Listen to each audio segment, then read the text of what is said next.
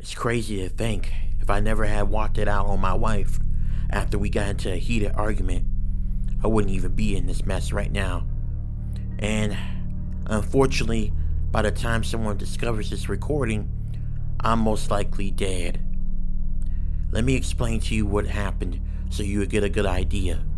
3 days ago, me and my wife were celebrating our 5th anniversary. We were at a very fancy restaurant, and after we got done eating and having a little bit of alcohol, we got in the car and we drove home. When we got home, me and my wife were gonna sit back and watch Netflix, but then out of nowhere, my wife saw my phone and there was a text message that appeared on the phone. It said, "Can't wait to see you." Now, whether you guys believe me or not, I really don't care, but I gotta put this out here. I was not having an affair with my wife at all. And I even showed proof that the number that texted me was not someone that I know.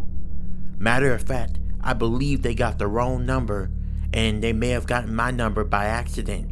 And maybe they had another number that was similar to my number, and so they texted me. But it was someone I didn't know. But of course, tried telling that to my wife. She immediately flipped it out and thought I was having an affair.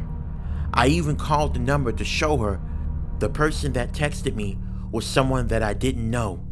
But my wife did not want to hear it. She started accusing me of cheating and having an affair, and I told her that that's not true. She started saying things like, "You know what? People were telling me there was a good chance that you were cheating on me, and I didn't want to believe it. But after what I just saw, you are a cheater. How could you do this to us? How could you do this to me? You're a cheater and a liar." Now hold on. Don't you go around here accusing me of something I'm not doing, I firmly told her. I continued to say, "You keep interrupting me and you're not letting me talk to explain what's going on. You just hurling accusations at me and calling me a cheater. Why would I do that to you?" After I got done explaining to her that the situation is not what it looks, she didn't believe me. And I got really upset, and I grabbed a few of my stuff and I walked out. My wife did not come back and try to convince me to stay. I got into my car and I drove off. I drove into the night sky as the stars were shining bright. The moon was full. I drove with the window down with the nice crisp wind blowing into the car, making it feel very comfortable for the night ride. I rode the car all the way until I got to a town I didn't recognize. And as I got to this town I didn't recognize, it began to get very cloudy. It was real dark. The mood I was feeling earlier was now replaced with dread and unease. As I kept driving, I saw a billboard sign that said, "Welcome to St. Elmore," a population of under 1,000 people. I looked around and I didn't see many people. I just saw stores and houses, stuff that's typical in small towns. I saw a few people walking, but as they saw me driving, they looked at me. They gave me a look as if I was a trespasser in their small town, like I didn't belong. But I kept on driving until I finally found a small hotel for me to stay in for a couple of nights. I really didn't want to be bothered with my wife after the huge argument and the misunderstanding. What a perfect way to end our anniversary, huh? So, I got out of the car, went into the hotel, and I was met with a man who looked to be about in his mid-50s. He had brown hair, with a little bit of it graying out, but not too much. He had blue eyes, and he was a pretty muscular man. I walked over there, and I requested a room. "Excuse me, sir, do you have any rooms available?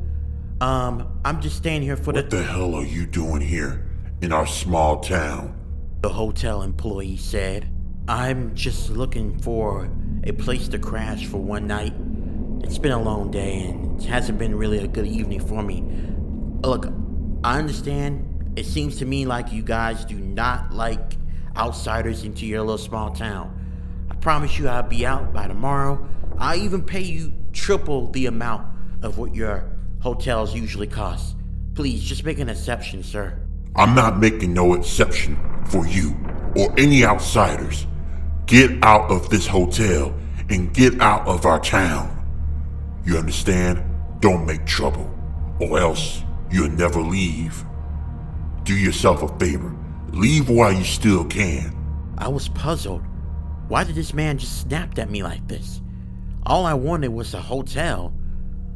So I tried pleading with the guy again, but before a single letter could come out my mouth, he said, Well, it looks like it's too late.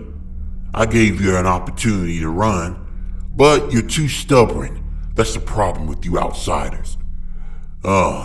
You better look behind you.